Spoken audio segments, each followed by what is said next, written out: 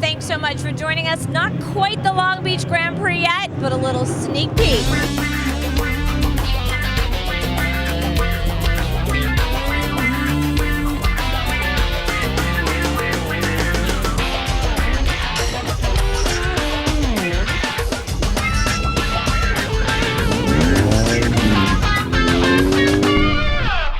All right, we are here with a guy who knows this track very well. You've won here before. How's it feeling out there for you?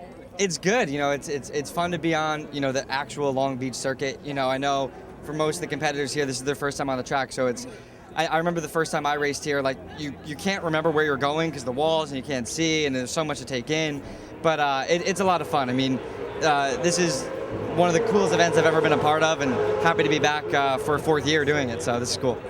The competition out here is a little bit stiff because some of you guys, again, have been out here. Again, some of these guys that are just, you know, it's the night before Christmas and they're just like so excited. Yeah. What is that like? Because you know the turns, you know where they are. Well, yeah, I mean, I'm fortunately, in a sense, racing in the pro division of the pro celebrity race. So everyone who I'm racing against has a lot of racing experience. So, you know, as far as these guys are concerned, everyone's good. The celebrities, I haven't really gotten to see them out there yet, but I remember, you know, the first year I did, like I said, it was just so much to take in and crazy. But I don't know, when we were up at Willow Springs doing like the pre-testing 2 weeks ago, I was shocked with how quick everybody got up to speed. You know, the good thing about these Scion TCs is that they're very evenly matched, and there's only one level of fast you can go. You know, where a lot of other race cars, you know, you get in a car and people could be driving it fast, but then a pro gets in it and they roll a lot more speed. You can't. These cars don't allow you to do that. So for me and like the other pros, we have to actually back off a little bit to go fast. It's weird, but so it's fun. It's gonna be a good race. Anytime you're in a car racing, there's a motor. It doesn't matter what. It'll be bad, right? It's awesome. It's so much fun. I have a little secret to tell you. Oriol Servia is running around here today, and he's actually telling your competitors what to do. Oh man! So what is that? I thought he was my friend. I know, right? You ask him to share the secrets with you. He's only nervous that I'm gonna take his ride next year in IndyCar. Everybody wants to know what you already know. You know how to win this race, so what do they have to do? You know what? You have to just drive smart. It's last year. You know, I just slowly worked past people and waited for them to make mistakes. These cars only go so fast. They only will take turns so fast. So at the end of the day, it's the people that mess up are the ones that are going to lose position. And the people that run a nice straight line and a good race stand a chance. Do you remember what it was like the first time you were ever out there? The first time was like 15 years ago. I know. Yes. I do. It was a lot harder to see over the steering wheel. There was no fountain and that wonky turn over there.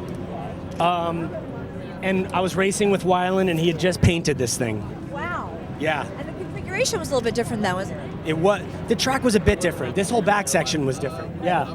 And there weren't so many people on this day. There were, right? There were like 10. I mean, at that point, it was literally like Kathy would take pictures, and then she would have to develop them and sell them somewhere. Exactly. You know, now this is already, most of these shots are already on the internet. By the time I get home, all these shots will have been sold. That's it. Yes. I have a little secret to tell you. The race will be over, and I'll be like, who the hell won? It happens to come back now. Right. All right, Oriol Servia is running around here today, and he's telling all of your competitors what to do out in the track. So. Really? Yeah. So I just thought I'd give you a little heads up. All right. All right. I'll meet him over at the porta potty. There you go. Now, I think that you might have a little edge because actually you just got advice from Oriol Servia about this track. So I think you have a little edge over these celebrities. So I still have to drive the car, you know. You have to drive the car, Yeah. Yes. But how was it out there for you on the track this morning? It was it was fun. You know, I mean, we're getting to know the track and following the instructor. So it's fun so far. The car's a little warm, but are you a little warm after being out there is the question. Can I just say, Yes. for the record, Please. oh God, I'm falling. I love my life. I'm very grateful to get to do what I get to do. I'm grateful for Toyota, but most of all, I'm grateful that we get to raise awareness for the Children's Hospital. And I think out there, I was about lap 8 or 9 or 10, and I realized this is one of the greatest experiences in my life, and I'm truly, truly honored and privileged to get to be a part of it. And the adrenaline rush won't Leave you anytime soon. no, well past race day. This is just practice, mind you. Yeah, we're not even up to speed yet. Is this your first time out there? Yeah, it's the first one. Ever? You've never done this before? I've raced, but not in this race, not with the Toyota Pro Celebrity race. I race on a different circuit, kind of a secondhand poor man's racing circuit called the 24 Hours of Lemons. I've been to racing school. About 10 years ago, I went to racing school in anticipation of actually getting to do this race one day. I just needed all the right elements to come together, the right publicist, the right show, and lo and behold, 2011 was my year. So, Which school did you go to? I went to Jim Russell Racing School at Sonoma, up at Sears Point Raceway, and it was phenomenal. It was the Formula Ford's open wheel.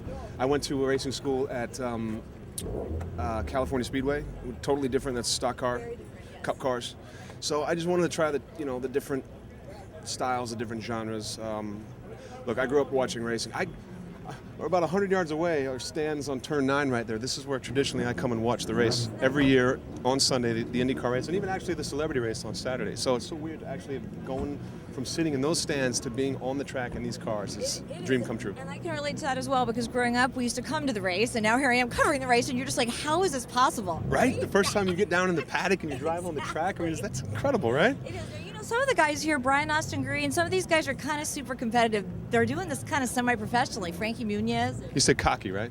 Oh, you said competitive. Sorry. I could swear she said cocky. Weird. Brian Austin Green, cocky? Never. You're competitive, right? Oh, not him. I got to check my tires before I go on track, make sure there's no slash marks. It's very competitive, and everybody's very fast. I kind of thought, you come to this thing, it's a bunch of celebrities. We're a bunch of, pretty boys and girls on television and movies, and I thought, I've been to racing school, I'll hold my own. I gotta tell you, I'm barely keeping up, so the level of competition is extraordinary. Let's talk about the cute guy factor, Jillian, because there are a lot of cute guys here. It doesn't suck being me. No. From Michael Chuko to Stephen Moyer, Frankie Muniz, Kevin Jonas, a little young, but I'm a cougar. I'm a cougar. Yeah, cougars are good. And we've got Brian Austin Green, who's nice on the ice, Tito Ortiz, a big teddy bear. Yeah, Jaimin Hansu, strapping hunk of a man. Kim Coates, I'm digging him. He's a fellow Canuck. AJ Buckley. All these guys are Daniel Goddard. Have you seen him? I have. Not ugly.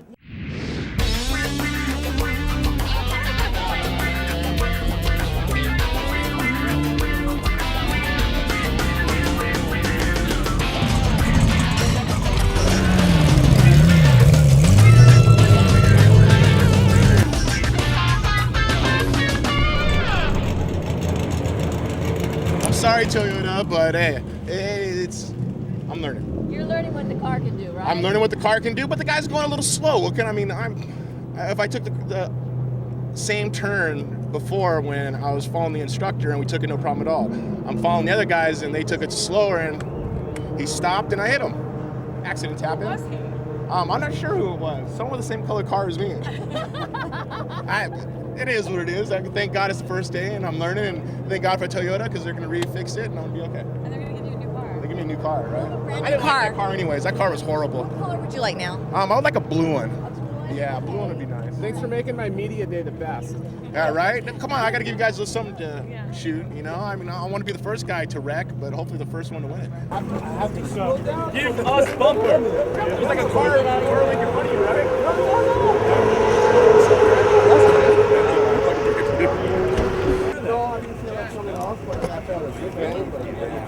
Thank you. But I didn't realize I got it out now. I came off. No, I downshifted down second. See, what did I tell you about Tito? What did you want to do? What did I tell you about Tito? We're here with Oriol Servia. Oriol, your second time around with Newman Haas, but you're back. Yeah, I'm so happy. It's one of the best teams in history. It's the team that I had my most success ever in 05. Then I had a couple of races in 09. We did great too. So we're both really, really looking forward to this season. How do you get acclimated with a new team quickly? We've seen lots of drivers now not get sponsorship till the very end. So how long does it take you when you have to jump right in the car? Well, I think like everything else, it's all about motivation. You know, when you want to make it work, you make it work. The team is super motivated. They didn't have the best season last year, I didn't race last year, so I'm super motivated too this year to make it work. So that we didn't have a lot of time over the winter is not a big deal. We're happy to be together, to be working, to be in IndyCar, and to have a shot at winning every race. So What were you doing last year when you weren't in IndyCar? I was going crazy. I mean, honestly, because I thought I had a deal just before the first race of the season. Then I thought I had a deal before Indy. Then I had a deal later in the season. So, like, I kept thinking, like, in the next month I was going to be in a race car. In a way, it was good because it helped me, that hope, not to jump over the balcony, you know? Because I kept thinking, oh, I'm getting in the car. But at the end of the year, when I realized, man, I haven't raced, it was tough. Because, I mean, the truth is, if I would have known, then I would have gone and do something else, either another championship or at least work, you know? I got to pay my bills too.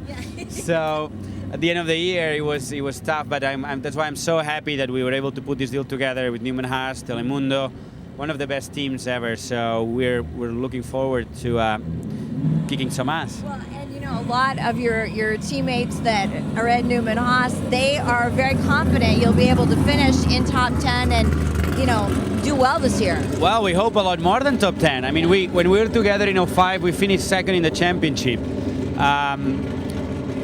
So that's what we know that Penske and Ganassi are very strong. They've been winning most of the races the last 3-4 years. So it's just really tough to get in it, in that fight.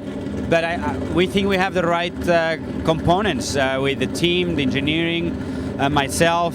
Today we just announced my teammate, James Hinchcliffe, will be teaming up with me for all the races, and I think that's awesome. He's a great driver, and I think that together we're going to be able to work very well, and that's what it takes. You need a teammate, at least one, especially when Ganassi and Penske, Ganassi have 4 cars on track and Penske has 3. It just makes it a lot tougher for the rest to get in that mix. So at least with 2 of us, it's a lot better than just one. So I think he's going to be looking to learn from you because you're the veteran driver. I mean, you've been driving an IndyCar and kart for a long time. Yeah, my first years in the States were 98, 99, where I drove Indy Lights. And that's what James have been doing the last 3 years. So he's coming from the same school I did. But I tell you, he doesn't need to learn much. He's super prepared. He's super fast. He's super committed. So I just think we're going to push each other like good teammates do, and we're going to work well, sharing all the info, because I think we both know that that's what it takes. You know, you have to share everything to be able to get close to those guys at the front. So I'm really looking forward to it. What kind of advice would you give him about the track here in Long Beach? Because of course qualifying is very important here. Well, I'll give him most. I know, not everything. Yeah, it's just a very peculiar. I mean, street races. The main thing is not so much how the corners are; it's how the track changes every time we go on track. Because it's when we start the bumps and the uneven pavement. You can right. see now, this is how the track is right now. Right. You know, there's a little bit of gravel. It's very dirty, very slippery. So the setup has to be okay for that, but also your driving style. Right. And then by Saturday qualifying, when we've been running here for 2 days, lots of cars, lots of good Firestone rubber down, right. It's very different than this. It's very sticky. You can carry a lot more speed through the corners. You can brake a lot later. So that's, I think, the main thing in street races. You have to have in mind that the track's going to keep changing every session, and that's something you don't learn until you do it. So it takes a little bit of experience. I think that's where I can maybe help him a little. So you have one race under your belt, and now this weekend you'll be in Alabama. Yeah, we're going to be in Barber's Motorsports Park in Birmingham, Alabama, which is a track that we did spring training this year, like 4 weeks ago. It's a track I didn't know before, and I thought it was one of the most difficult places I've been. In what way? Just the layout. The corners were super challenging, super fast, and blind. So you have to know your way around. Kind of like Sonoma, almost the Infinity. Exactly. Very, very similar. With also a little more technical in the sense that you have corners with banking that suddenly disappear and comes back. So you just a lot of little tricks. But we had a great test. We finished the test 5th overall. So we're looking forward to this weekend to getting in the mix again up there. It's a little roller coaster ride for you. It will be a lot of up and downs that you'll see on the race. Very good. Now, are you watching some of the celebrities out here today that are practicing for their race? Yeah, I'm actually, I was invited to do the race as one of the pros this year. If I didn't have an IndyCar ride, but luckily Luckily you're busy, Oriel. I'm gonna be driving a much faster car. But it's always fun to watch the race. I think Toyota actually they do a great job with the celebrities, and it's just a lot of fun to bring our racing world a little closer to Hollywood. I'm here with Patrick Long from American Le Mans. We're doing a little sneak peek to the big race next week, Patrick. I'm always excited to come out here. Every time we talk, it's all about the ambiance and the energy. The race itself is always awesome. It's always very, very difficult. With the ALMS, we have multiple series running for one piece of racetrack. So you've got to really bide your time and fight through the traffic. But if you keep it clean, Long Beach has been pretty good to me. What is the most challenging part of the track here at Long Beach? I think the tight sections, the final corner, turn 1 is always treacherous on the starts. Every single part of it has its own little character and demands something different from the car and from the driver. I think a big element of the racetrack is that it rubbers in, or it gets more grip as the weekend goes through. So you have to adjust your driving style and your setup to that. But it's hard to stay focused at times when there's so many beautiful people around and great weather and family and friends. I'm SoCal guy, so it's always fun coming home and trying to stay focused on the job at hand. Yeah, and you're doing double duty out here next week.